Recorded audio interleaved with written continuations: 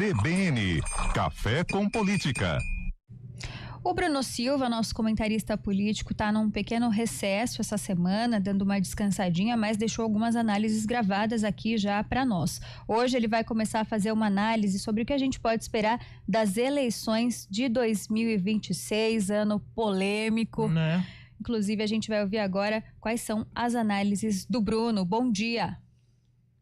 Olá, muito bom dia, Felipe Pereira, muito bom dia a todos os nossos queridos ouvintes aqui do CBN Campinas. Agora o pessoal começa ali bem lentamente, devagar, o ano de 2026, né, Felipe Pereira? Eu sei que os acontecimentos políticos, os fatos, eles não param, mas a gente segue aqui ainda com aquele ritmo um pouco de preguiça, um pouco de começo de ano, ao mesmo tempo querendo resolver a vida, aquelas promessas agora começam a sair do papel, né? Fazer atividade física, melhorar a alimentação, enfim, aquela história toda, né? Mas eu quero aproveitar ainda esse início de ano que nós estamos aquecendo aqui também, e que a gente sabe que a política acaba andando um pouquinho mais lentamente, um pouco mais devagar ainda nesse período de festas. E eu quero ao longo dessa semana fazer uma discussão, uma reflexão, convidando o nosso querido ouvinte a pensar um pouco mais com a gente sobre as perspectivas para as eleições de 2026. Bom, primeiro ponto central. Esse ano nós temos eleições, vale lembrar isso aos queridos ouvintes, são eleições muito importantes porque nós escolheremos uma grande quantidade de cargos, nós vamos escolher presidente e vice da República, lembrando que o vice vai sempre no pacote, isso é importante, governador e vice de estado, nós vamos escolher senadores, são 2 por estado, isso é muito importante, essa informação também, vão ser os 2 mais votados que forem candidatos, que serão efetivamente os vencedores, né? Então é importante a gente entender quais vão ser as opções políticas colocadas para nós e o fato de que às vezes é uma eleição, principalmente essa de senador, que passa em segundo plano, mas ela é de extrema importância, inclusive porque há elementos estratégicos postos nela, como o fato de que hoje a atual oposição ao governo federal, por exemplo, está olhando para o Senado como a grande eleição, a grande disputa política. Acho que não é novidade para ninguém a essa altura do campeonato, as rusgas existentes entre Congresso, principalmente, né, Câmara dos Deputados ali, mais até do que o Senado, a Câmara dos Deputados e o Supremo Tribunal Federal, mas o cálculo político das lideranças, né, dos dirigentes partidários, do campo político ligado à direita e o bolsonarismo como um todo, a estratégia é aumentar a representação política no Senado, tendo em vista que, se você expande a base ali, formar maiorias no Senado é teoricamente, numericamente, mais simples do que formar maiorias na Câmara dos Deputados. E aí, com isso, vale lembrar que o Senado também tem certas prerrogativas, tem certas responsabilidades que são muito importantes dentro do xadrez da política nacional e que impacta todos nós aqui na base, nas cidades, enfim, nas composições, nas alianças políticas. Porque o Senado, ele avalia 2 elementos centrais. Primeiro, as indicações daqueles que são os juízes, enfim, os ministros, né, que vão assumindo cargos nos tribunais superiores, inclusive o Supremo Tribunal Federal, que é uma das grandes trincheiras aí do bolsonarismo, principalmente.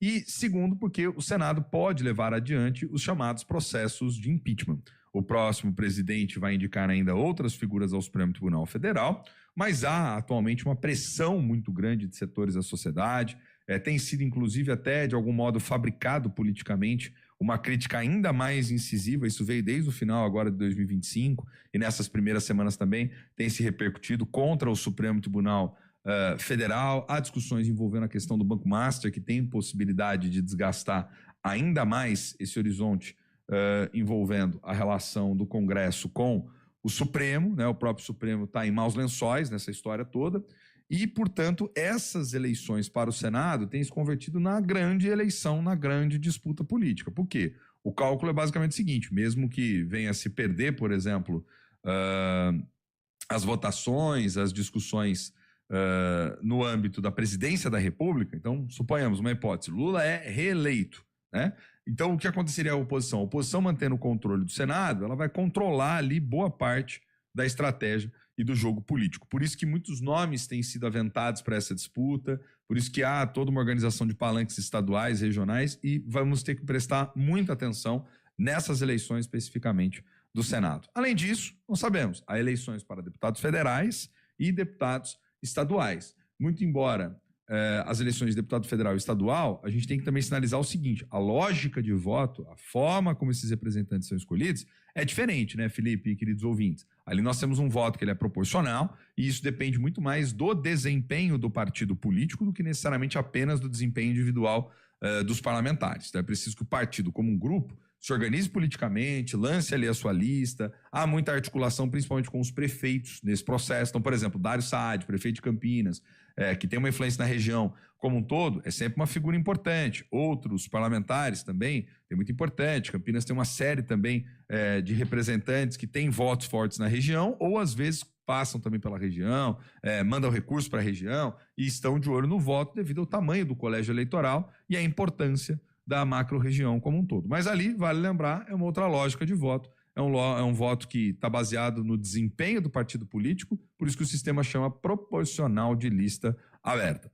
Dito isso, o que é importante, então, nós prestarmos atenção? São lógicas diferentes de votos, né? Então, presidente, governador e senador são votos majoritários, embora o Senado seja a maioria simples, né? Então, basta o candidato ter mais votos, os dois primeiros tiverem mais votos do que os demais, vão ser os vencedores e serão os futuros senadores por São Paulo, posto que o Senado vai se renovar 2/3 esse ano. E no caso ali já no caso de presidente e governador, é de maioria absoluta, então se não conseguir isso no primeiro turno, vai para o segundo turno para ver quem tem os mais de 50% dos votos válidos. E no caso de deputado estadual e deputado federal, é um sistema proporcional, depende do desempenho dos candidatos, da lista de candidatos daquele determinado partido político, e desde que foram proibidas no Brasil as coligações partidárias, né, nas eleições proporcionais, os partidos estão tendo que reforçar os seus quadros e escolher aí melhor os seus candidatos. Vamos conferir, porque esse, sem dúvida alguma, será um dos assuntos que mais chamará a nossa atenção e que mais vai gerar movimento na região para a gente poder entender quem vai ser candidato, quem não vai, se tem vereador que vai querer disputar para deputado estadual, deputado federal, aqueles que já são, se voltarão também ou não. Então é um assunto importante, só começando aqui a nossa semana, chamando a atenção sobre ele. Um abração, amanhã eu continuo aqui essa nossa saga agora falando sobre as perspectivas para as eleições 2026. Um abração, Felipe, a todos os queridos ouvintes. Até. Valeu, Bruno, até amanhã. Tá sabendo? Você Bom dia pra você. Amanhã, tarde pra você. Seja bem-vindo à CBN Campinas. Aqui nós dedicamos diariamente para ser a sua melhor companhia no rádio. E a gente faz de tudo para que você fique por